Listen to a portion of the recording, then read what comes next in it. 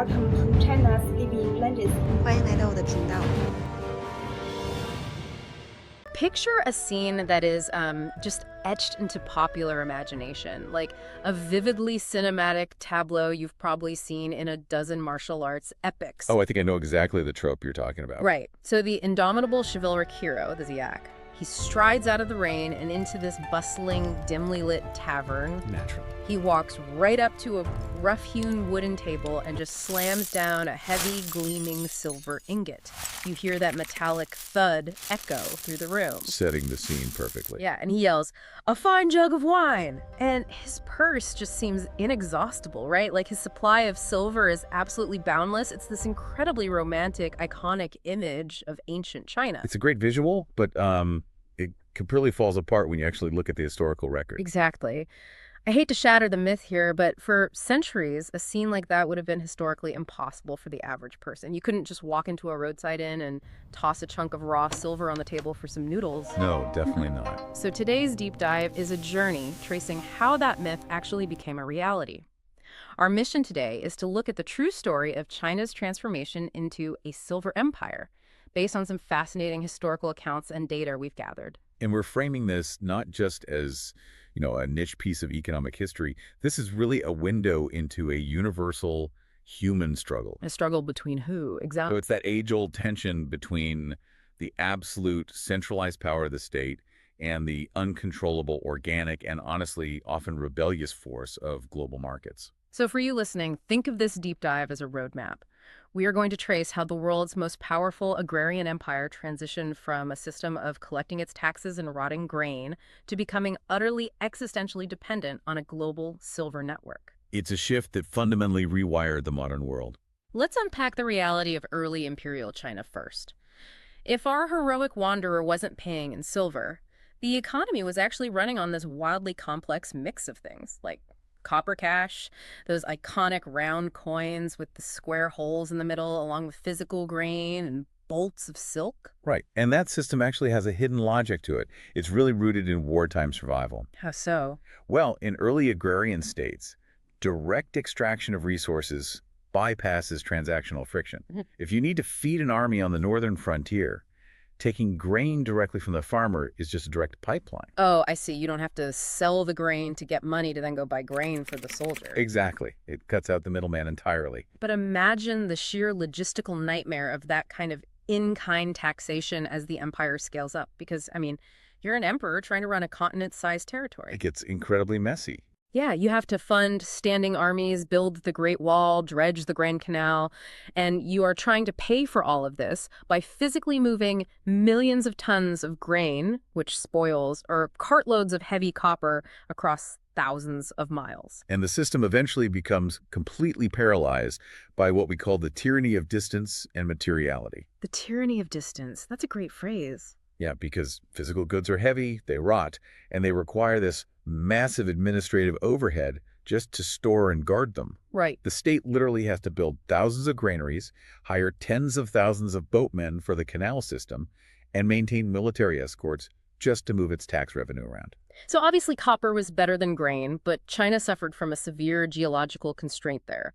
It simply lacked enough domestic copper mines to mint sufficient coin for a rapidly booming population. They just didn't have the natural resources for it. Which means trying to run the Ming Dynasty on copper cash was essentially like trying to fund a modern multinational corporation using nothing but pennies. That is a perfect analogy. The physical weight of the currency makes large transactions absurdly difficult. The friction of the transaction eventually outweighs the value of the transaction itself. Wow, just the cost of moving the money costs more than the money. Exactly. And this actually mirrors the feudal system in medieval Europe. Think about European lords who originally relied on corvée labor, mandatory free labor from peasants, along with grain rents. So they extracted physical energy and physical food. Right. But as towns grew and trade expanded across Europe, those lords found it infinitely more practical to commute those physical obligations into monetary payments.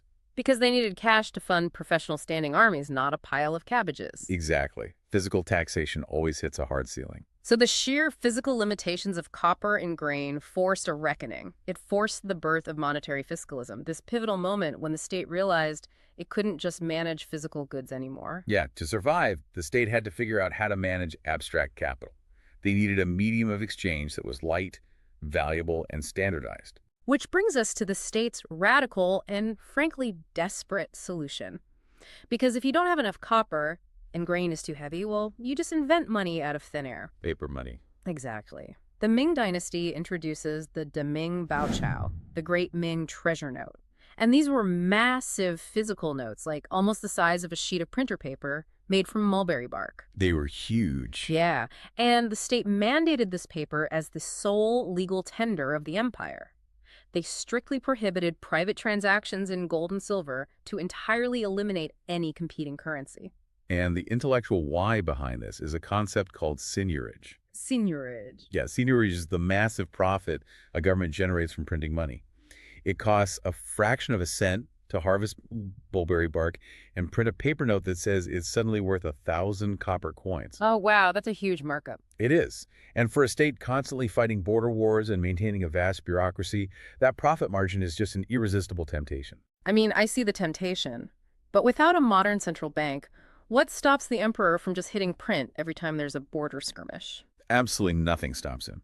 They lacked modern macroeconomic theory. There was no independent central bank to act as a constraint on the throne. Right.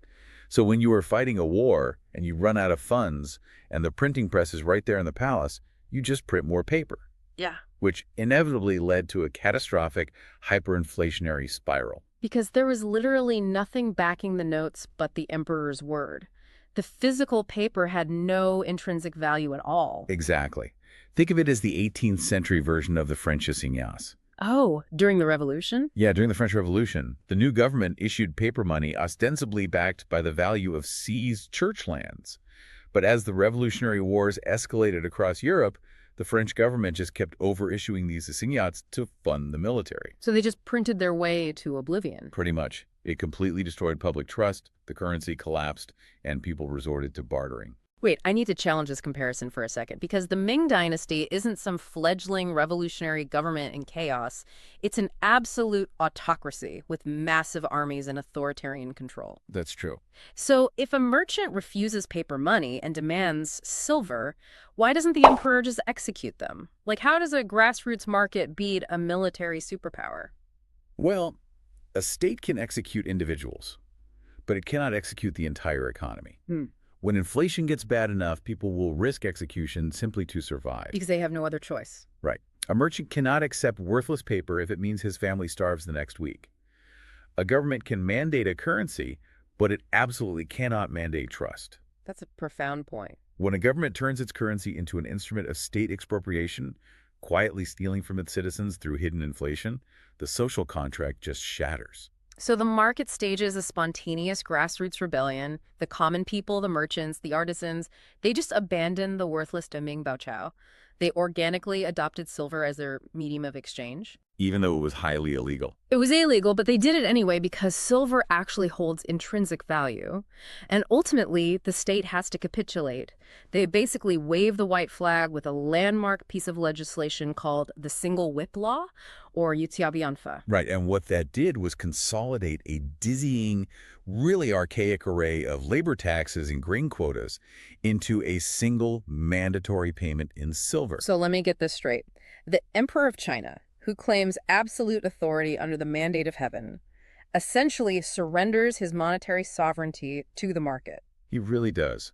The market had already chosen silver because of its inherent physical properties.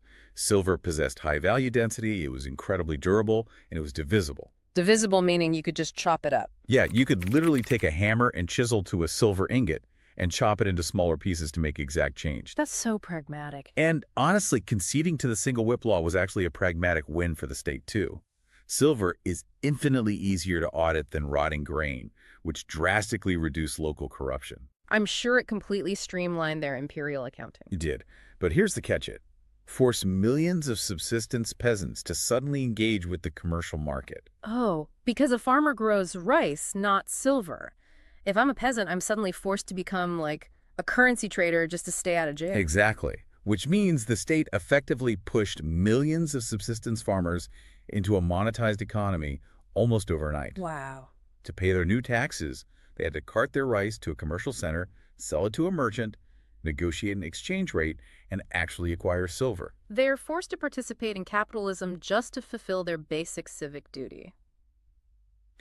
You know, this sounds remarkably like the English enclosure movement. It's a perfect historical parallel. In England, peasants were systematically pushed off communal farming lands where they had lived for generations, and they were forced into commercial agriculture and wage labor. They were driven into the cities to work in early factories, right? Exactly. And why? Because the landowners demanded their new rents in cash, not crops. So both in England and in Ming China, the monetization of taxes fundamentally altered social stratification. The formal institution of silver completely rewired the social fabric. It massively empowered the merchant class, who now basically controlled the flow of the currency the state demanded. Yeah, earning cash was no longer just for merchants. It became a brutal necessity for basic survival. But the sheer scale of the paradox this created is fascinating to me. The supply issue. Yeah. The math problem is impossible. You have millions of peasants forced to pay taxes in a metal that their country barely produces. China had very few domestic silver mines. So where is all this silver actually coming from to keep this continental machine running? They imported it. This is where the Manila galleons enter the picture. And the story goes truly global. Massive Spanish ships, heavy with cargo, began crossing the Pacific. So they were bringing it from the Americas? Yes. Between 1570 and 1644, a staggering 13,000 metric tons of silver flooded into China. 13,000 tons. That is mind-boggling. We are looking at the mechanics of the first truly globalized economy here. We really are. Because China was the undisputed manufacturing powerhouse of the early modern world. They produced the silk, the fine porcelain, the tea that the entire globe coveted. And Europeans had this massive, glaring trade deficit because they produced absolutely nothing that China wanted to buy. Except silver. Europe had recently laid claim to the unimaginable silver veins of Potosi in Bolivia, and they also traded heavily for Japanese silver. Okay, so the silver flowed from the Americas through European hands and poured directly into China. Exactly. It created this unstoppable silver sink. The wealth of the world was quite literally draining into the Ming Empire.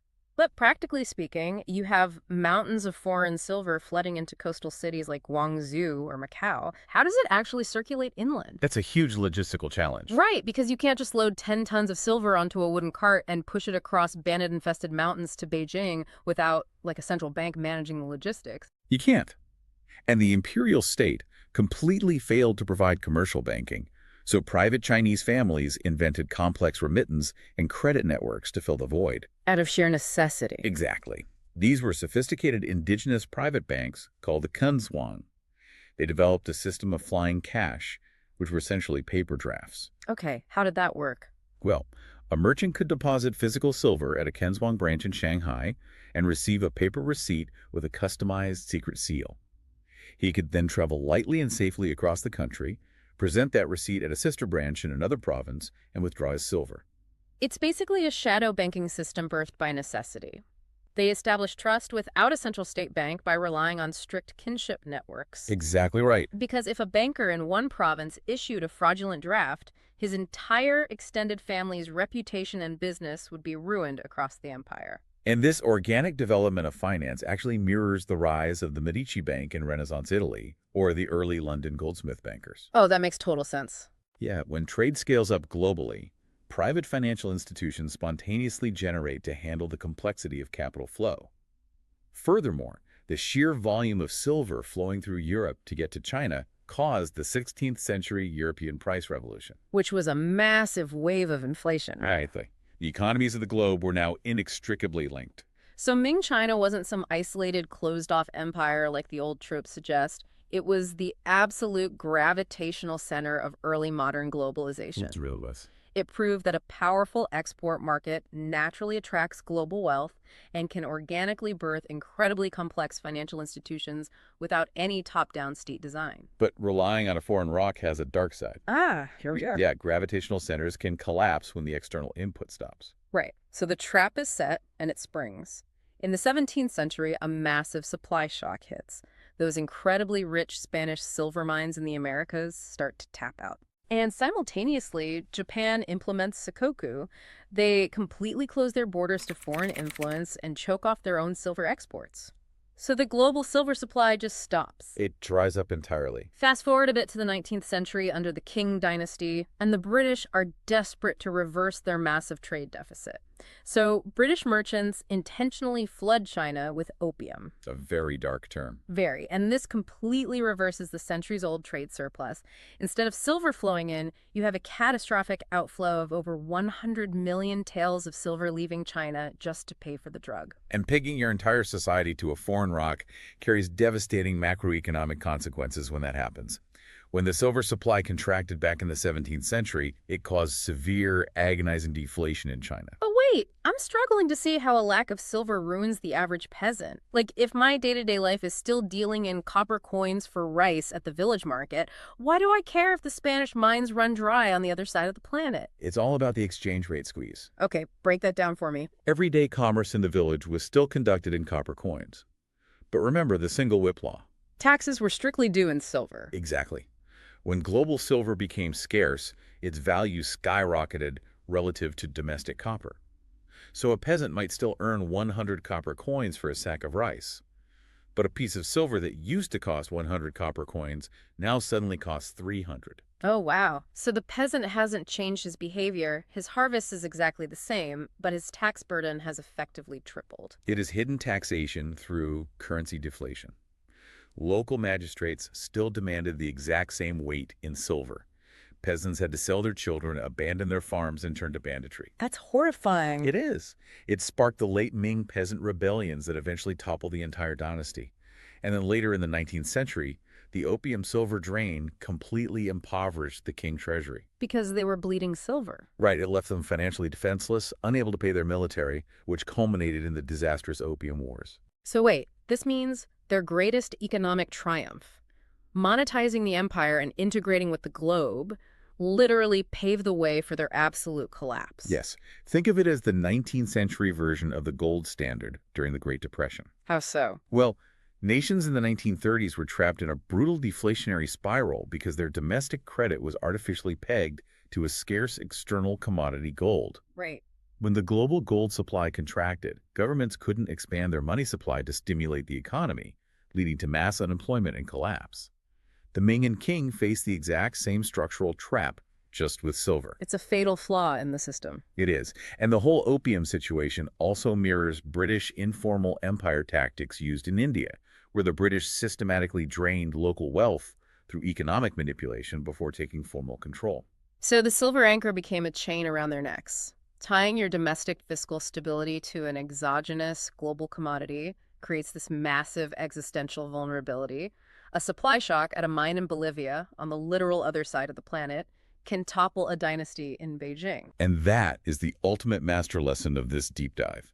True monetary sovereignty is a complete illusion if a state does not control the physical or institutional realities that back its currency. Yeah.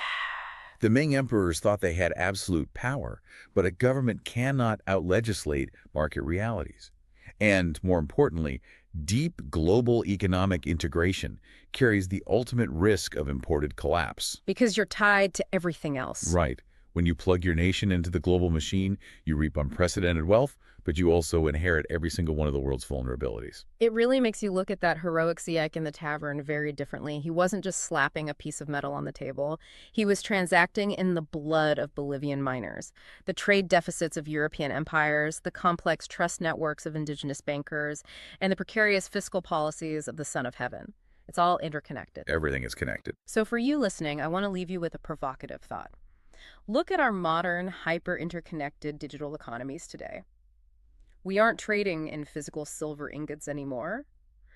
But what is the invisible silver we are currently pegging our entire global stability to? That is the million-dollar question. Is it massive data centers? Is it the US dollar? Is it the fragile semiconductor supply chain? And more importantly, who really controls its supply? A question definitely worth a deep dive of its own. Think on that, and we'll catch you on the next one. Imagine running the largest, wealthiest empire on Earth. But, you literally can't afford to pave a single road because your own government workers are legally robbing you blind.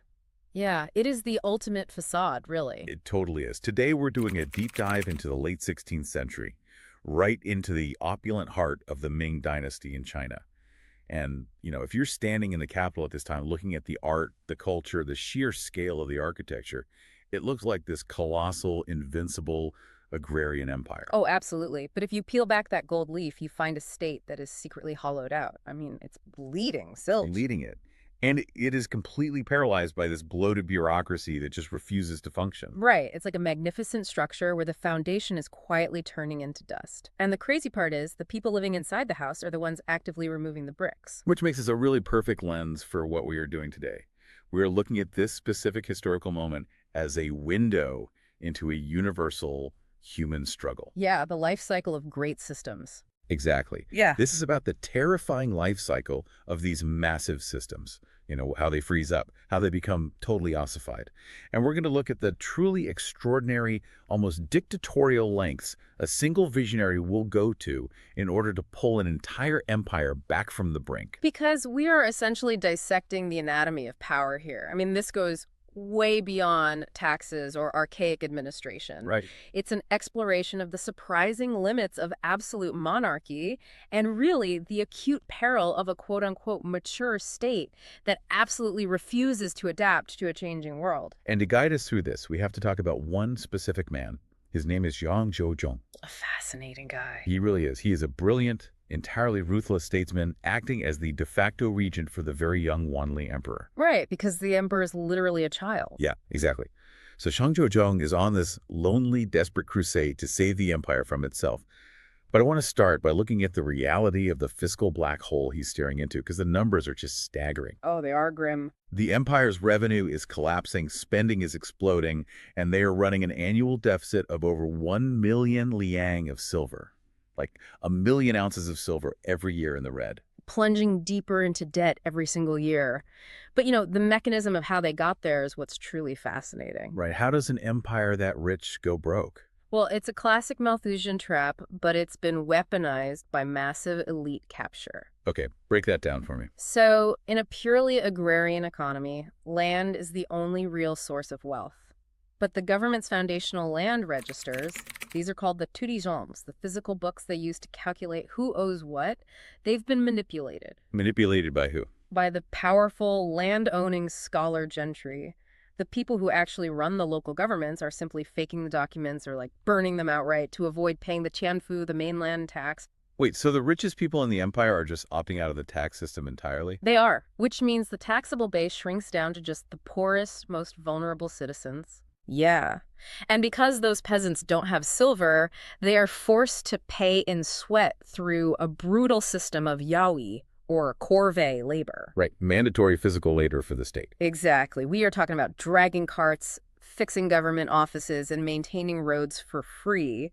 And that takes them away from their own farms and creates this self-perpetuating cycle of poverty and just boiling social unrest. Wait, I'm stuck on something here, though. We were talking about the Ming Dynasty. The emperor has absolute power. Theoretically, yes. So if the state is literally going bankrupt, why doesn't he just send in the military? If I'm an absolute monarch and my local magistrates are openly dodging taxes, I'm sending the army to arrest them and take the silver by force. Well, you could try that, but the people you'd be sending the army to arrest are the exact same people you rely on to collect the grain that feeds that army. Oh, right. Yeah, you can't separate the wealthy elites from state apparatus. They literally are the administrative machine at the local level. If you crush them, you destroy your ability to govern entirely. That is such a trap. It is, and this actually mirrors the crisis of pre-revolutionary France in the 17th and 18th centuries. Oh, really? Right before the guillotine? Exactly. The French Ancien regime was destroyed for this exact reason. The nobles and the clergy enjoyed massive tax exemptions, which shifted the entire financial burden onto the peasantry. And the state went bankrupt. Right, because the king couldn't tax his own administrators. It reveals the ultimate fragility of these massive agrarian empires. So when a state's administrative arteries clog up... Yeah, and it loses the capacity to extract resources equitably from its most powerful citizens, it effectively loses its sovereignty. It stops being a state and becomes a hostage to its own elites. Which brings us right back to Zhang. He steps into this totally broken bureaucratic nightmare to save the day. But here is the massive twist that just blew my mind when I was reading into this. The constitutional issue. Yes. Yeah. He is trying to overhaul the entire empire, but he doesn't actually have the constitutional power to do so. He's not a prime minister. He isn't, and that is the grand paradox of his entire career. Right. Centuries earlier, the dynasty's founder, Zhu Yuanzhang, was so paranoid about losing control to his ministers that he completely abolished the role of chancellor. He wanted absolute executive power to reside with the emperor and the emperor alone. But the current emperor, the Wanli emperor, is just a child. So Zhang has this title of Nij Shufu, which is Grand Secretary. Right. But his only official legal power is something called Pioni Quan, the ticket drafting power.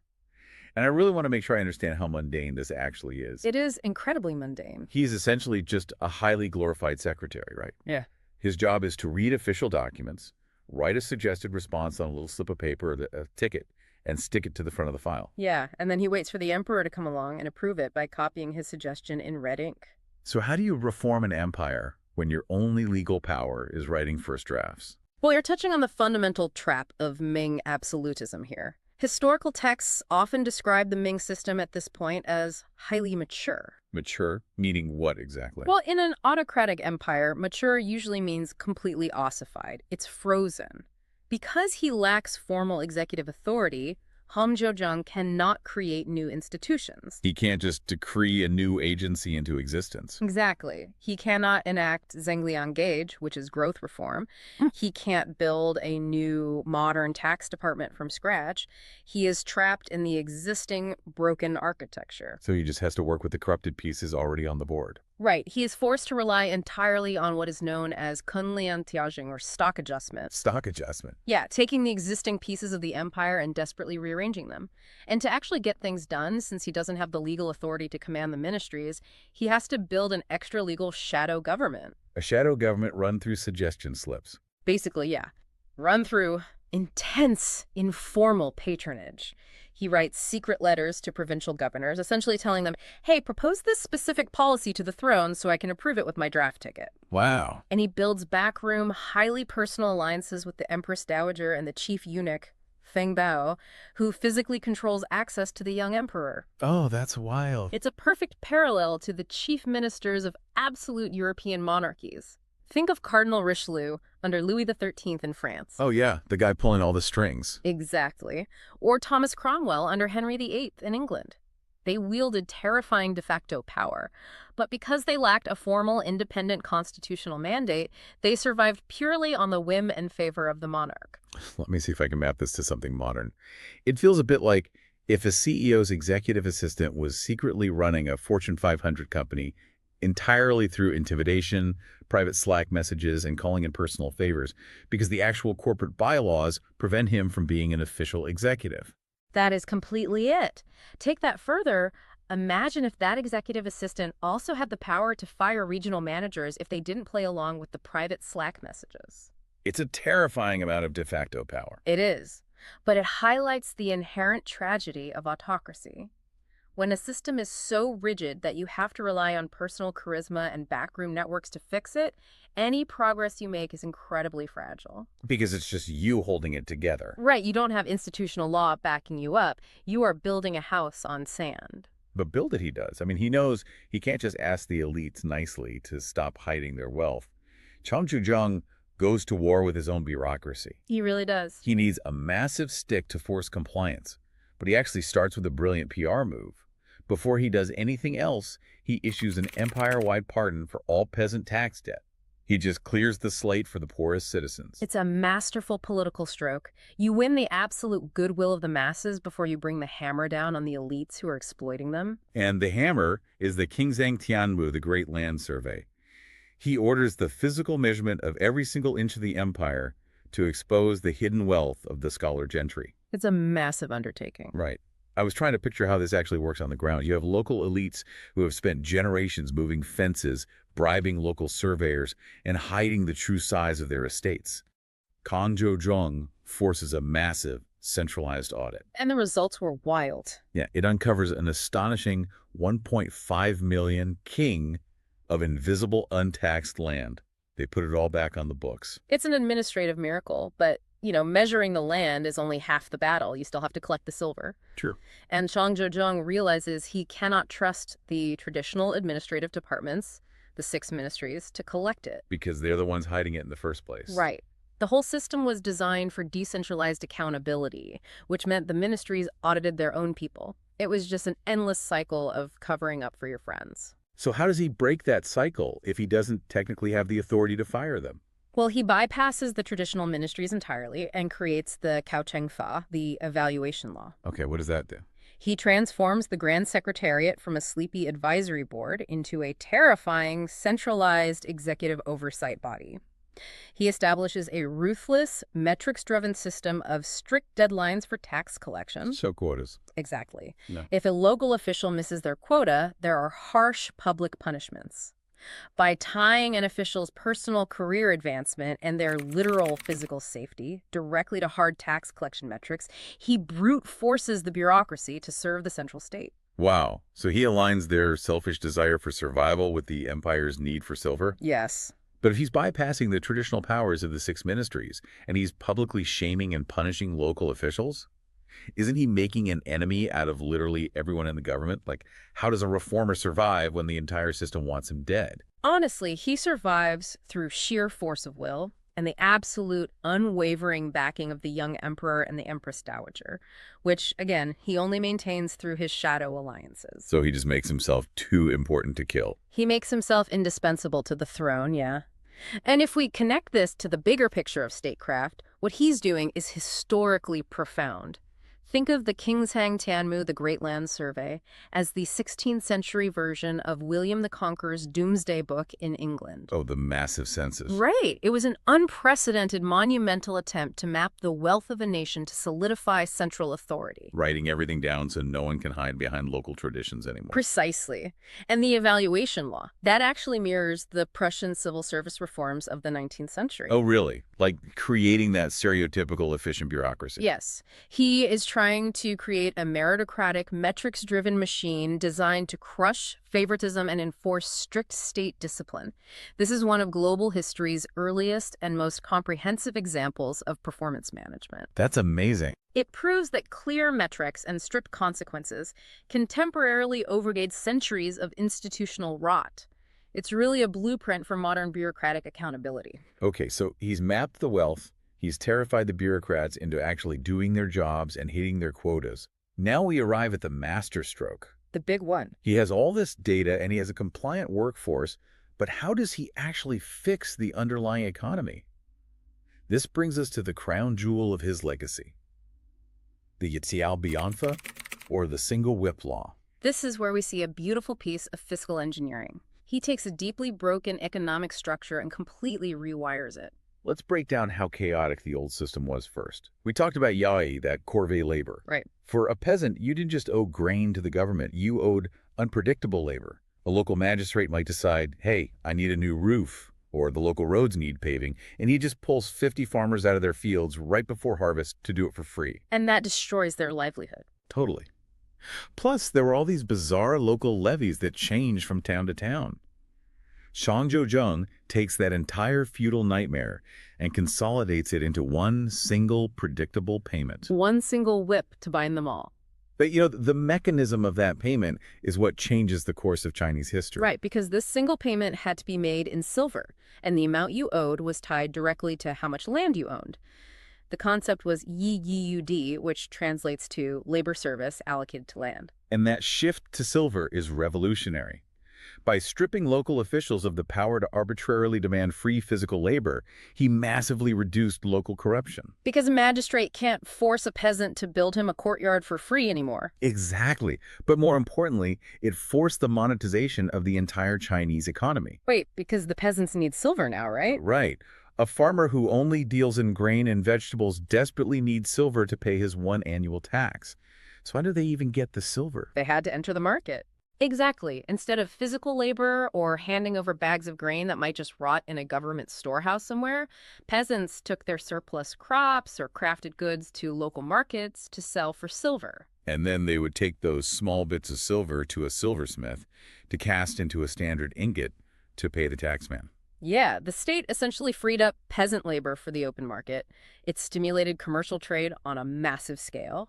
And ethically, it shifted the tax burden away from the physical bodies of the poor and onto the actual land holdings of the rich. I was trying to think of a modern way to explain how jarring this transition would be. Oh, I'd love to hear this. So imagine you have 50 different digital subscriptions, like streaming, software, gym memberships, but you have to pay them off by literally doing physical yard work for the government every weekend. Sounds awful. Right. You never know when they'll call you or what they'll ask you to do.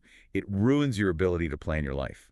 And Zhang comes in and replaces all of that manual labor with one automated, predictable credit card charge based purely on your net worth. Wow, yeah. It's total modernization. Exactly. And it fundamentally changes the relationship between the human being and the state.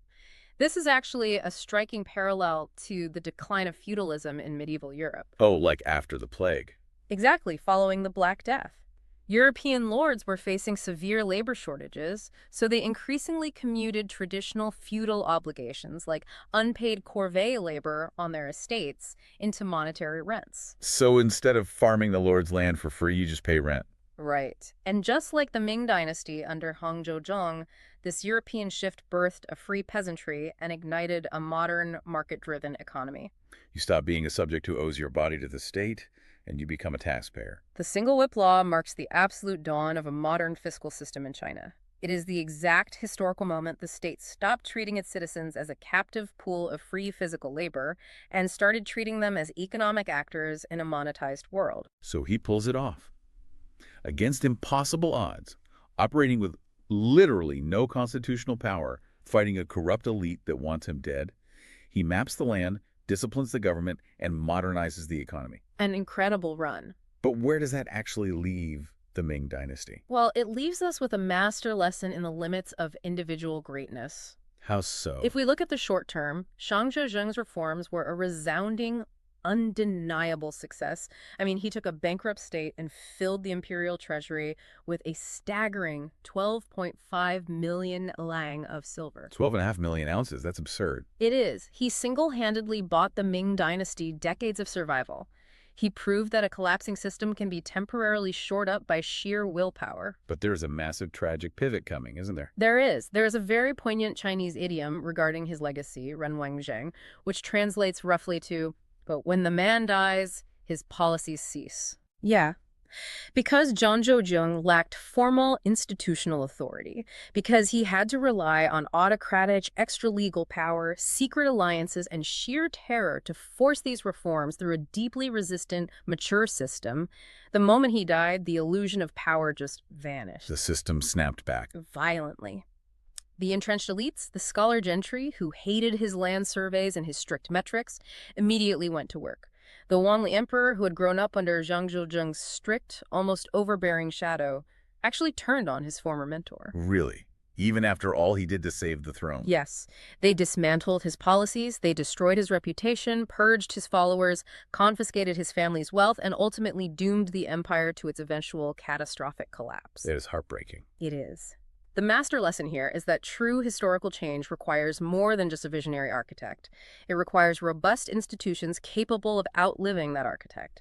A strong man can save an empire for a decade, but only laws and institutions can save it for a century. It's a heavy realization. We started this deep dive talking about the life cycle of great systems and how incredibly hard it is to change them once they ossify.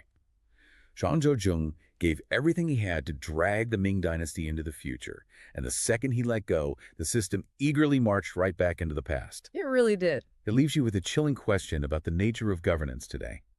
If a political or economic system becomes so quote-unquote mature and rigidly bound by its own rules that it requires essentially dictatorial extra-legal power just to fix its most obvious fatal flaws, is that system actually worth saving? Or is it already a ghost just waiting to realize it's dead? Let us know what you think. Picture yourself standing in this really quiet, incredibly solemn space in present-day Suzhou, China. Okay, setting the scene. Yeah, exactly. If you were to walk through this area today, you'd probably just hear You know, the rustling of leaves, maybe the distant hum of modern city traffic. It feels really tranquil. Right. But you are actually looking at monuments that represent the absolute bleeding edge of a desperate, terrifying resistance from the early 17th century. Omar. You're standing right in front of the tomb of the five martyrs. And right adjacent to it, there's the tomb of Juzheng.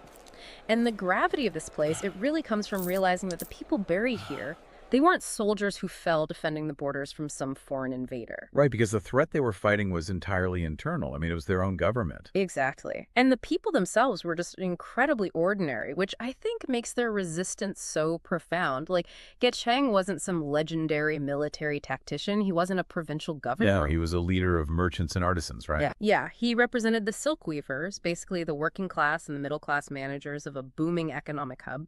And the five martyrs beside him, they were what the locals called Zenji, righteous Confucian scholars. Right, the intellectual backbone of the community. Exactly. And these men were executed by the state for pushing back against an empire that had essentially mutated into this massive, heavily armed extortion racket. So for this deep dive, we are looking at this specific, terrifying crisis during the twilight of the Ming Dynasty. We're using it as a window into a universal human struggle. It really is the ultimate case study, isn't it? Oh, absolutely. It's about what happens when a highly lucrative, modernizing economy just collides head-on with a starving, desperate state apparatus, and the horrific lengths executive power will go to extract wealth when institutional rules just break down. Yeah, and if we look closely at the mechanics of this collapse, it serves as this incredible masterclass in the fragility of the social contract. I mean, we often hold this romanticized view of empires falling because, barbarians breach the gates. Right, some massive external cataclysm. Exactly. But the Ming Dynasty's late-stage fiscal crisis shows us that an empire is far more likely to die from internal institutional rot. It's a story about what happens when the very people charged with protecting the populace and maintaining the cosmic balance just decide that the citizenry is their primary prey. It's terrifying. And to really understand how this happens, I think we have to walk through the doors of the Forbidden City. We need to look at the institutional architecture of the Ming Dynasty itself. I do. Because on paper, this is one of the most formidable bureaucratic machines in human history. I mean, you have a continent-sized empire managed by a vast network of highly educated, exam-tested scholar officials. The literati. Right. These men spent decades mastering classical texts just to earn the right to govern. Yet within that seemingly impenetrable fortress of intellect and law, there was a fatal vulnerability. A back door had been left wide open. And walking right through it were the eunuchs. Yes. We see these figures emerge, guys with names like Wang Zhen, Liu Jin, and most notoriously, Wei Zongxian during the Tianqi era in the 1620s. Oh, Wei Zongxian. That guy was ruthless. Completely ruthless. And these were men originally meant to just manage the imperial household. Literally just domestic servants, palace attendants, wardrobe managers. Right. But they transcended those roles to become de facto prime ministers, military commanders, and really the ultimate unchecked tax collectors. Well, the psychology behind how a domestic servant ends up commanding a shadow government, it requires us to examine the deep, almost paranoid political culture of the Ming emperors. Okay, unpack that a bit. Yeah, so this stretches all the way back to the dynasty's founder, Zhang. The emperors harbored an intense, almost pathological distrust of their own formal scholarly bureaucratic class, the literati we just talked about. I'm trying to put myself in the emperor's shoes here, though. You have this massive machine of scholars keeping your empire running. Why the paranoia? Like, why not just rely on the people who pass the brutal civil service exams to do their jobs? Because with that immense education and administrative capability came a dangerous amount of independent power. The scholar officials weren't just, isolated employees sitting in cubicles in the capital. Right, they had roots. Deep roots. They had massive local power bases in their home provinces. They were tied to vast family lineages and really powerful landowning gentry networks. But perhaps the most terrifying thing to an absolute monarch was their ideological foundation. You mean Confucianism? Exactly.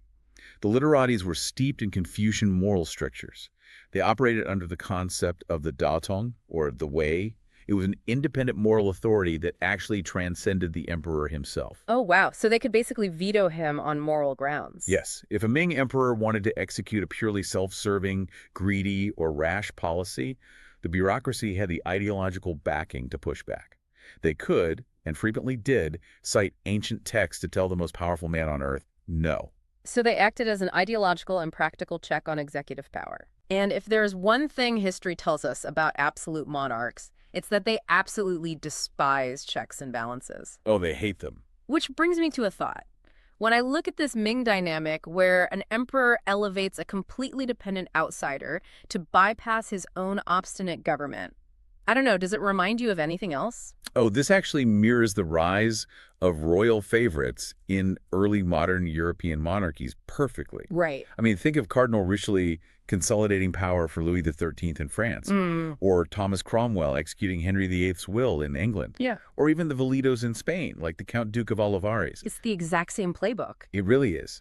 The European monarchs wanted to centralize power, but they were surrounded by traditional noble councils and parliaments that were slow, resistant, and deeply protective of their own regional privileges. So what do? Just like the Ming emperors, the monarch elevates a highly trusted, non-hereditary individual to act as their chief instrument. Right. Bypassing the traditional nobility entirely. Exactly. They build parallel administrative structures loyal only to the crown. It's a highly efficient short-term solution for a frustrated monarch. But man, it creates immense institutional friction. But there's a biological extreme in the Ming case that makes it so much darker, I think. Like, the European favorites could still build dynasties, right? They could amass wealth for their children or align with noble houses. The eunuchs couldn't. And that biological reality is the core of their utility to the emperor. Eunuchs were politically and physically castrated. They could not have children. So no rival dynasties. Exactly. They couldn't build external power bases through strategic marriages or aristocratic alliances. To a paranoid emperor, a eunuch was the perfect unthinking instrument of pure imperial will. Their power derived 100% from the emperor's favor. Right, because if the emperor fell, they fell. Spot on. Therefore, if the emperor commanded something deeply unethical, unconstitutional, or just brutal, the eunuch would execute it without hesitation, completely unburdened by those pesky Confucian morals that the scholars constantly brought up. I'm struggling to reconcile the practical mechanics of this, though. Let's say the emperor needs money urgently. Okay. Maybe there's a border skirmish with the Manchus, or maybe he just wants to build a lavish new palace wing. I understand the eunuchs are loyal, but the formal bureaucracy is a massive, continent-spanning apparatus with ledgers, tax registers, and local magistrates. Love is massive. So are we really supposed to believe the emperor couldn't just issue an edict to his minister of revenue? Why go through the trouble of building an entirely parallel state, sending illiterate palace servants out into the provinces to do the job of seasoned finance ministers? Because the formal mechanism wasn't just resistant, it was fundamentally broken when it came to rapid wealth extraction.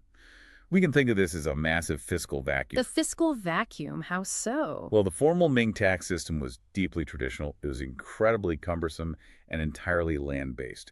It relied on these summer and autumn grain taxes. Grain tax. Yeah, moving physical grain across an empire, converting it to silver, accounting for local discrepancies. It was a bureaucratic nightmare that took years to process.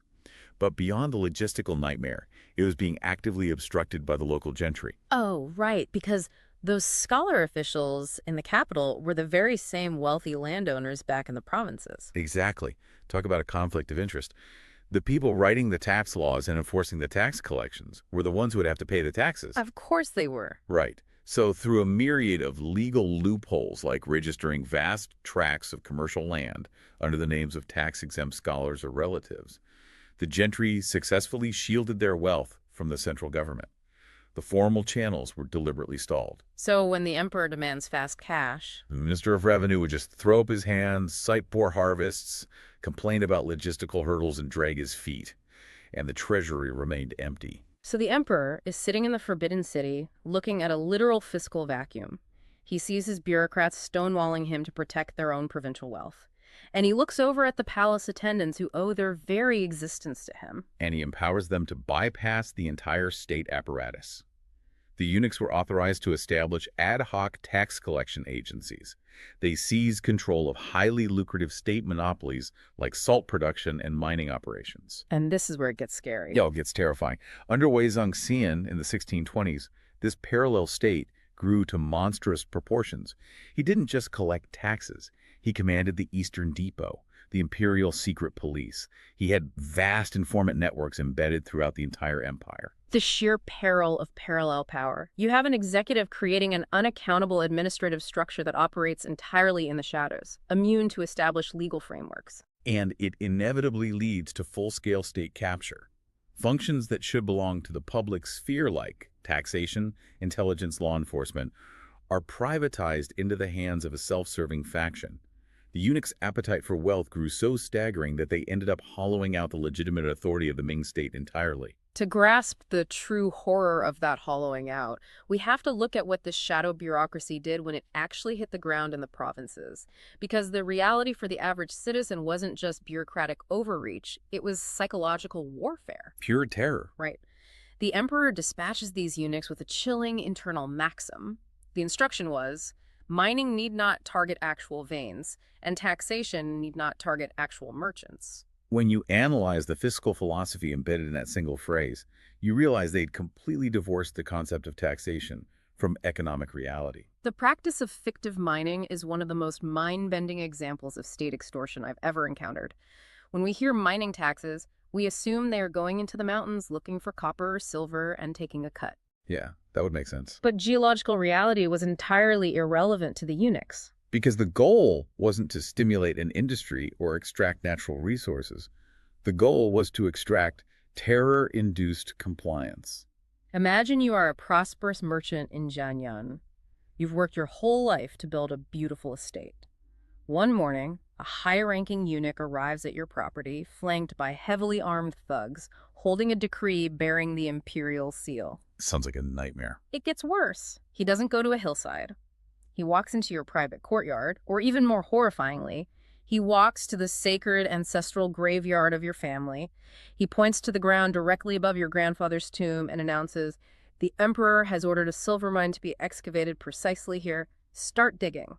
The cruelty of this tactic is hard to overstate when you view it through the lens of Ming society. I mean, the sanctity of the ancestral grave was the absolute non-negotiable pillar of their culture. Right, filial piety. Exactly. Confucian filial piety wasn't just about respecting your elders. It was about maintaining a cosmic and spiritual continuity. To allow an ancestor's grave to be desecrated, to let their bones be disturbed by imperial thugs, was to commit the ultimate spiritual crime. It would ruin a family's standing forever. And the eunuchs knew perfectly well there was no silver under that tomb. They were holding the deepest cultural vulnerability of the populace hostage. Pure extortion. Exactly. The only way to stop the pickaxes from swinging was to pay an exorbitant sum of protection money to the eunuch. It is straight-up mafia extortion, but legalized by the highest power in the land. It's a highly calculated, cynically brilliant method of wealth accumulation if you strip away all morality. Yeah. You don't need to hire engineers, you don't need to invest in mining equipment, you don't even need to find a mountain. You just need the threat of state violence applied to the most sensitive pressure point of the human psyche. And that terror extended beyond the gravesites. Remember the second half of that maxim. Taxation need not target actual merchants. Oh, the checkpoints. Yes. If you were a citizen just trying to move goods, maybe you're taking a cart of textiles down a major road or navigating a canal, you would hit arbitrary, extra-legal tax checkpoints set up by the eunuchs. They transformed taxation into a penalty for mere existence. These checkpoints would extract levies regardless of whether a legitimate commercial transaction had occurred, regardless of whether your goods were even taxable under Ming law. They essentially choked the circulatory system of the empire's commercial hubs. The numbers behind this extortion are staggering too. The historical record suggests that of all the wealth extracted through fictive mining and predatory checkpoints, the eunuchs kept roughly 90% of it. Wow, 90%. Yeah. Only 10% actually trickled back to the state treasury that the emperor was supposedly trying to fill. When I read that, I couldn't help but draw a direct line to European tax farming. Oh, absolutely. Think of it as the 16th century version of European tax farming. Right, specifically the fermiers généraux in pre-revolutionary France. You had these private syndicates buying the right from the French crown to collect the gabelle, the hated salt tax. Or they outsourced the violence. Exactly. The crown got a small, fixed upfront sum to fight its wars, but these tax farmers were unleashed on the populace with private enforcement. They built vast personal fortunes by bleeding the peasantry dry, while the French state remained structurally bankrupt. Is the Ming emperor essentially engaging in a Chinese version of tax farming here? The parallels are profound, especially in the economic destruction it caused. In 18th century France, this exact dynamic sparked a massive intellectual backlash from a group of economists known as the physiocrats. I've heard of them. François Quesnay, right? Exactly. Thinkers like Quesnay fiercely critique this type of parasitic indirect taxation. The physiocrats argued that these arbitrary levies, the internal checkpoints, and the privatization of tax collection completely chokes the productive capacity of the nation. It makes perfect sense. They advocated for an impôt unique, a single, predictable direct tax on land, and demanded the dismantling of these extractive internal barriers. The Ming eunuchs were essentially the physical, violent embodiment of the extractive nightmare the physiocrats were warning against. It's like a massive corporation where the CEO is furious that profits are down. So instead of fixing the business model, the CEO hires a private, heavily armed security firm to go out and physically rob his own regional managers. That's a great analogy. And the security firm keeps 90% of the loot, tosses the CEO 10%, and the CEO declares the quarter a financial success. How does a society not instantly collapse under the weight of those transaction costs? Well, it did almost collapse. It pushed the society to the absolute brink of disintegration. The transaction costs you mentioned were exorbitant. I can imagine. When a merchant have to account for arbitrary checkpoints, the constant threat of fictive mining, and the necessity of massive bribes just to survive the week, the overhead for any commercial venture becomes crippling. Capital that should have been used for productive investment, for innovating weaving techniques or expanding shipping fleets, was instead hoarded in secret or diverted into corruption. Internal trade began to freeze. And the collateral damage isn't just economic, it shatters the moral authority of the government. That is the ultimate cost. In the Chinese political tradition, the legitimacy of the ruling dynasty rests on the Tianhorming, the mandate of heaven. The emperor is tasked with maintaining order, justice, and prosperity. Not robbing grave sites? Definitely not. When the state deliberately divorces its revenue collection from economic reality and relies purely on violent coercion, it ceases to be a government. When the state's official agents are operating identically to common brigands and mafia enforcers, the distinction between legitimate authority and a criminal enterprise just vanishes. A state simply cannot survive long-term by treating its own populace as an enemy to be pillaged. Which brings us right back to the Tomb of the Five Martyrs and Juzheng in Suzhou. When chéng led the silk weavers into the streets, they weren't just protesting a slight increase in the marginal tax rate. They were protesting the complete destruction of the social contract. Right. They were fighting for the very concept of legitimate moral governance against a state that had gone rogue. They were laying down their lives to defend the Daitong, the moral way, because the state had completely abandoned it. But the sheer scale of this extortion begs a massive question. Why was the emperor resorting to literal grave robbing? It's not like Ming China was a poor, desolate backwater during this period. Oh, quite the opposite. Right. If you zoom out from the terror of the eunuchs and look at the macroeconomy of the 16th and 17th centuries, you hit this massive, almost impossible paradox. The empire was actually drowning in cash. It was an era defined by a true silver deluge. The Ming economy was experiencing an unprecedented commercial revolution. We often picture ancient empires as purely agrarian, peasants toiling in rice paddies.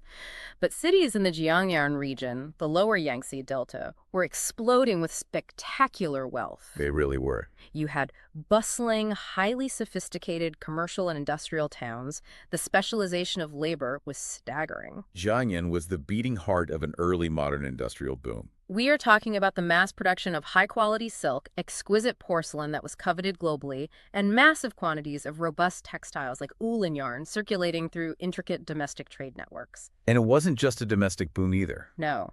China had become the gravitational center of global maritime trade. Massive, unprecedented inflows of silver were flooding into the country. Yeah, this silver was primarily arriving from the New World, from the legendary mines of Potosi in modern-day Bolivia and Zacatecas in Mexico. It was transported across the Pacific via the Spanish Manila galleons.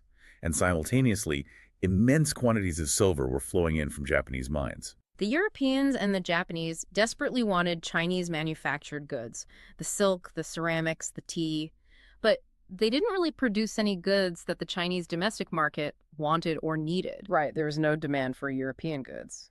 So to balance the trade deficit, they had to pay in hard currency. China became the ultimate global silver sink. The amount of precious metal entering the country was so vast it triggered a complete monetization of the Ming economy. The society transitioned from using paper money and copper coins, which were highly unstable, to conducting almost all significant commerce and taxation in silver bullion. So let's look at this paradox. The streets of Jiangnan are virtually paved with global silver. Commercial towns are booming, merchant syndicates are getting fabulously wealthy, the economy is buzzing with international trade, yet the imperial state is fundamentally broke. Completely broke. The central treasury is empty, and the emperor is sending thugs to extort graveyards. How on earth does an influx of unimaginable global wealth somehow weaken a superpower? To untangle this systemic failure, we have to trace the ideological roots of the Ming Dynasty back to its very foundation. We have to look at the traps set by Zhu Yuanzhang, the first Ming emperor. Ah, the agrarian trap. Precisely. Zhu Yuanzhang was born a desperately poor peasant who suffered through famine and plague. When he founded the dynasty, he established a sacred, immutable edict for the empire. Nothing takes precedence over agriculture. Okay, so he valued the land above all else. Right. He envisioned a static, stable agrarian utopia. To support this, he designed a fiscal architecture that relied almost entirely on rigid summer and autumn taxes, which were tied exclusively to the cultivation of agrarian land. He wanted predictability and stability. Yes. But jump forward 2 centuries. The economy had radically transformed. The vast majority of the empire's new wealth was no longer generated in the rice paddies. It was generated in the urban centers. In complex manufacturing and maritime smuggling. Exactly. And long-distance trade. But the Ming state's fiscal machinery was structurally blind to this new commercial wealth. It was equipped only to measure and tax grain and land. It was like trying to capture high-frequency digital trading profits using an abacus and a medieval grain scale. And the formal bureaucracy, which was supposedly rooted in orthodox Confucian values, viewed these wealthy merchants with immense disdain anyway, right? Oh, they looked down on them completely. In the Confucian social hierarchy, scholars and peasant farmers were at the top because they produced intellectual and physical nourishment. Merchants were at the very bottom, viewed as parasitic middlemen who produced nothing of value but profited off the labor of others. That was the official philosophical stance, yes. But if we dig into the historical reality, we find a much darker hidden rationale for why the state failed to tax commerce. The bureaucrats themselves were the ones capturing this immense commercial surplus. The plot thickens. The guys running the government were getting rich off the trade boom. They just weren't letting the money reach the government's ledgers. Right.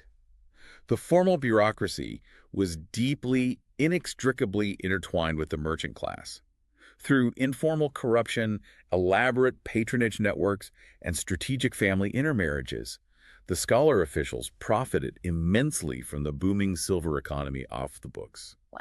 They had a vested personal interest in keeping the commercial sector completely untaxed by the central government, because every ounce of silver that went to the emperor's treasury was an ounce of silver taken out of their own provincial pockets. This dynamic feels incredibly similar to the European price revolution. It's a perfect parallel to the European price revolution. Like when all that New World silver flooded into 16th and 17th century Europe, it caused massive inflation that devastated traditional powers. Exactly. You look at Habsburg Spain.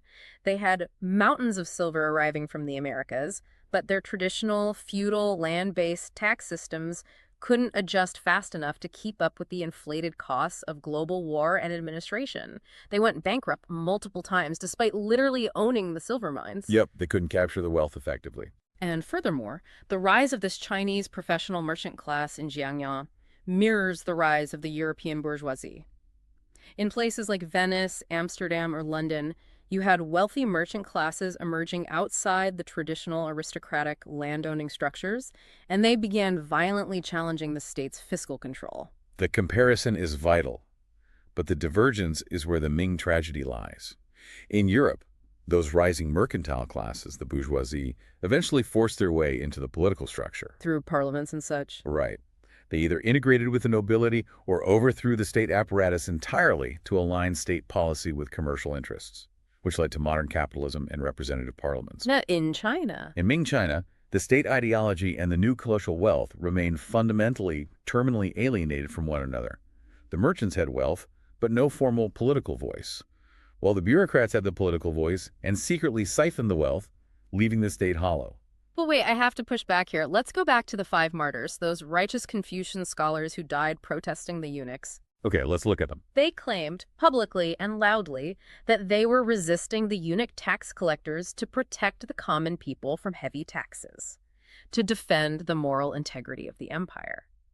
But based on what you're saying about the bureaucrats capturing the surplus, was that all just a brilliant, noble lie? It's a great question. Were these scholars actually just using high-minded Confucian philosophy to protect their own untaxed silk monopolies from the emperor's grasp? You've hit on one of the most fiercely debated questions in Ming historiography, and the evidence points toward a brilliant, if deeply cynical, weaponization of ancestral institutions by the bureaucratic elite. Using the founder's own words against the current emperor. Exactly. Whenever a later emperor, like the Wanli emperor, recognized the state was going bankrupt and tried to implement commercial or mining taxes to capture some of the silver floating around, the bureaucrats would immediately block him. What would they say? They would quote Zhu Yuanzhang's sacred edicts. Ancestral institutions must not be altered. Heavy taxes bring hardship to the people. They masterfully framed any attempt to modernize the tax base and target commercial wealth as an unfilial, tyrannical assault on the poor, suffering peasantry. But what does the data actually say about the burden on the peasantry? That's the smoking gun right there. Modern historical analysis shows that the official agricultural tax burden during the late Ming was remarkably low compared to other contemporary empires. We're talking about roughly 10% of agricultural output. A 10% tax rate in an era of global empire building, that is virtually nothing. It was incredibly light. So the soaring rhetoric from the bureaucrats about oppressive heavy taxes destroying the populace was largely a smokescreen for elite self-preservation. Unbelievable. By invoking the sacred, untouchable agrarian laws of the founder, the elite successfully built an ideological shield. They blocked modern commercial taxation, effectively starving the central state apparatus of revenue, all while quietly enriching themselves and their merchant allies in the provinces. The legacy of this agrarian trap is a profound warning about the terminal danger of institutional inflexibility. You have a state apparatus wedded to an outdated economic ideology from 2 centuries prior. Right. And whenever attempts at reform are made, they are blocked by entrenched elites who directly benefit from the dysfunction. The Ming Dynasty possessed enough sheer wealth within its borders to be completely unassailable, but its inability to legally, formally capture that wealth made it brittle and hollow. It proves that wealth alone does not equal state capacity. If the state cannot institutionalize the extraction of that wealth, it is effectively bankrupt, regardless of how much silver is circulating in its markets. So let's zoom all the way out. We've covered the rise of the shadow bureaucracy, the psychological terror of fictive mining, and the paradoxical economy drowning in silver yet starved of revenue. We have. Now we need to look at the ancient fiscal architecture that actually provided the legal scaffolding for this bizarre empire-ending tug-of-war. We have to look at the structure of the purse itself. The divided purse. In ancient China, tracing all the way back to the Han Dynasty centuries earlier, there was a very hard conceptual line drawn between 2 entirely different pools of money. You had state finance, and you had imperial household finance. Right. In the institutional language, this was the division between the Decenong and the Shofu. Right. The Decenong managed the public treasury. These were the taxes officially levied upon the populace, the land taxes, the grain taxes. And these funds were strictly designated for public administration. Like paying the army. Exactly. Paying the army, maintaining the Grand Canals, providing disaster relief during famines, and paying the salaries of the bureaucrats. And on the other side? On the other side of the wall, you had the Shofu, the privy treasurer. This office managed the emperor's private purse. These funds were derived from specific crown lands, royal estates, and certain imperial monopolies, and they were meant exclusively for the emperor's personal expenses, building palaces, funding the imperial harem, and supporting the extended royal family. It is a crucial, foundational, conceptual division in Chinese political thought. But why design it this way? What is the intellectual logic behind keeping the state's money and the king's money in separate vaults? Originally, it was a profound piece of institutional wisdom. The design was explicitly meant to protect public funds from imperial indulgence. Ah, so the emperor couldn't just raid the treasury? Exactly. By legally limiting the monarch's personal spending to the revenues generated by his specific private purse, the bureaucracy theoretically restrains the sovereign from treating the entire national treasury as a personal piggy bank. Makes sense. If the emperor wants to build a lavish new summer palace, He has to pay for it out of his own Xiaofu funds. He cannot drain the Decenong and leave the army unfunded. It was an early, sophisticated attempt to institutionalize limits on absolute executive power. But as we've seen with the rise of the eunuchs and the fictive mining, this system failed catastrophically during the late Ming. The emperor essentially shattered that wall. How did he legally justify bypassing the public treasury? He hijacked the system by exploiting a philosophical loophole inherent in the concept of imperial power. The emperor claimed ultimate divine dominion over the entire physical and economic realm. The ancient principle stated, "All under heaven is the king's land." If he has the mandate of heaven, he owns everything. Exactly. So when the Wanli emperor in the late 16th century realized his private purse was empty, and the public treasury was also empty, and his bureaucrats flat out refused to implement commercial taxes, he deployed his eunuchs. Here we go. But here's the crucial legal trick. When the eunuchs went out and extorted the merchants and the silver miners, the emperor classified these new revenues not as state taxes, but as private sustenance. Wait, he legally categorized the extortion of the empire's commercial sector as personal income belonging to the Xiaofu. Yes, by classifying the wealth of the Jianyan merchants as his personal, private revenue, he completely bypassed the formal state bureaucracy. The Minister of Revenue had no jurisdiction over the emperor's private sustenance. That is wild. The emperor didn't have to share it, he didn't have to account for it, and he could use it entirely at his own discretion. This created a massive existential contest over a concept the Chinese call gonggongxing. Publicness. The battle over what constitutes public funds meant for the welfare of the realm versus private wealth meant for the sovereign's indulgence. And it is incredibly bizarre to conceptualize an emperor who feels so constrained by his own government that he has to essentially steal from his own country's economy using a shadow mafia just to fund his household. It's a bizarre scenario. When I look at this desperate executive blurring the lines between private prerogative and public finance to bypass a stubborn legislature, I immediately think of the crisis that tore apart an entirely different civilization at roughly the exact same time, the English Civil War. Oh, this is the exact same struggle that triggered the Ingot Civil War. The structural parallels between the Ming crisis and the reign of King Charles I in 17th century England are staggering. Charles I was facing an almost identical dilemma. He desperately needed money to fund the state and his various military campaigns, but the English Parliament, which, much like the Ming literati, represented the wealthy, landowning, and rising commercial elites, flatly refused to grant him the right to levy new taxes. Unless he made massive political concessions, right? Exactly. They wanted him to surrender executive power. So what did Charles do? He tried to bypass Parliament entirely. He dug into ancient extra-legal royal prerogatives to raise money directly for his private purse without parliamentary oversight. He famously resurrected ship money. Yes. Ship money was traditionally a tax levied only on coastal towns and only during times of active war to fund the navy. Charles I legally contorted this tradition, levying ship money on the entire inland country during peacetime and collected it as a royal prerogative. Just completely overstepping his bounds. He forced loans from wealthy subjects, imprisoned those who wouldn't pay, and aggressively expanded royal monopolies. He was desperately trying to fund the state apparatus by blurring the line between his private royal prerogative and the public treasury. Just like the Ming emperor using eunuchs to collect private sustenance from the silk weavers. Yes. In both cases, a desperate central authority attempted to bypass established institutional checks to grab new wealth. And in both cases, it triggered a profound, violent systemic collapse. We can even trace this struggle back to ancient Rome. During the Roman Republic, you had the agrarian, the public treasury managed by the Senate, meant for the public good. Right, the Senate's money. But as the Republic collapsed and transitioned into an empire, the early emperors developed the fiscus, their private imperial purse. Over the centuries, the emperors increasingly diverted lucrative provincial taxes directly into the fiscus. Swallowing the public funds? Exactly.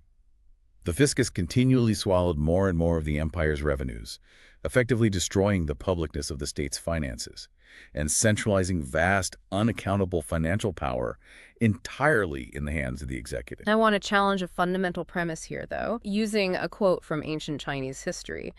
The famous historian Sima Qian wrote a profound observation about economics. He said, "When the net is loose, the people grow rich." A very famous quote. And if we look at the Ming Dynasty, we actually see proof of this. The formal Ming state had an incredibly loose net when it came to tax and commerce, and as a result, the people in Jingyan grew fabulously rich, the merchants thrived. But doesn't this entire tragic story prove that a purely loose net is ultimately suicidal? Doesn't a completely untaxed commercial sector eventually destroy the very state that is holding the net? You've isolated the core tragedy of the Ming economic model. Sima Qian was right that a light touch allows commerce to flourish, but a purely loose net without a corresponding mechanism to sustainably support the state architecture is fatal. A complex society requires a symbiotic framework to survive. What's the Chinese concept for that? In Chinese political philosophy, this is the concept of a Mingyun Gongtongti, a community of shared destiny. Explain how that symbiosis is supposed to work. Well, the commercial market, no matter how wealthy, desperately relies on state infrastructure to exist. The merchants in Jiangyan needed the state to maintain the Grand Canal to ship their goods. Right. They needed the Imperial Navy to defend the coastlines against Japanese pirates. They needed a stable, predictable legal system to enforce contracts and a standardized currency to conduct trade. And conversely, the state cannot provide those public goods unless it taps into the economic surplus generated by that market. They are inextricably linked. But the Ming state completely failed to institutionalize the extraction of that surplus. The bureaucrats rigidly defended the agricultural trap to protect their own wealth, and the emperor, entirely boxed out, resorted to deploying predatory eunuchs to violently extract what he could in the shadows. Exactly. Instead of a symbiotic evolution where the tax base modernized alongside the economy, they created a dynamic of predatory collapse. The state let the net stay incredibly loose, allowing the fish to grow massive, but then the emperor periodically sent out violent wolves to randomly bite the fish. That's a brutal image. It destroyed the predictability required for markets to function, and it destroyed the moral legitimacy required for government to rule. So if we synthesize everything we've unpacked today, from the rise of Wei Zongxian's secret police, to the psychological terror of fictive mining, to the paradox of an empire starving amidst a deluge of silver, to the philosophical battle over the divided purse, what is the ultimate takeaway? Deliver the master lesson here. If a listener takes away one single unifying thought from the Ming Dynasty's catastrophic fiscal collapse, what is it? The master lesson is that the prosperity, the stability, and the very survival of any state are inextricably, unavoidably linked to the fairness, the predictability, and the economic rationality of its fiscal policies. The Ming Dynasty teaches us in agonizing detail that when a state apparatus is structurally incapable of evolving its tax base to accurately reflect its new economic reality, disaster is inevitable. It's a structural failure. When executive power is stonewalled by its own entrenched institutions and resorts to unaccountable, extra-legal, violent extraction just to survive, it does more than just damage the economy. It fundamentally destroys the social contract. It poisons the relationship between the governed and the governing. It turns citizens into prey. And when that happens, the empire doesn't need a foreign invader to destroy it. It inevitably, violently erodes from within. That brings us to a final, lingering thought for you to mull over. We can look back at the 17th century Ming Dynasty and marvel at a system so rigid, so trapped by its own ancestral laws, that it couldn't figure out how to formally tax a booming commercial economy. It seems so ancient. It does. We look at an emperor who chose to let a shadow bureaucracy of eunuchs extort silk merchants and dig up ancestral graves rather than reform the tax code, and it seems archaic. It seems like a uniquely ancient dysfunction. Well, is it? Exactly. Look around at the world today. As our global economy rapidly transitions away from traditional physical commerce into digital assets, decentralized finance, and multinational tech monopolies that effortlessly bypass traditional land-based tax borders, are modern states risking their own version of a fiscal fracture. That's a terrifying parallel. If the net is loose on the frontiers of the digital economy, who is really capturing the massive surplus today, are we building our own modern shadow bureaucracies to extract wealth when the traditional rules fail? Next time you read a headline about global tax policy, offshore havens, or tech regulation, remember chéng and the 5 martyrs standing in the streets of Suzhou fighting an empire that forgot who it was supposed to serve? If you found this discussion useful, maybe learned something new, definitely hit that subscribe button. We do these deep dives regularly, exploring valuable ideas. We appreciate you tuning in. Yeah, thanks for joining us.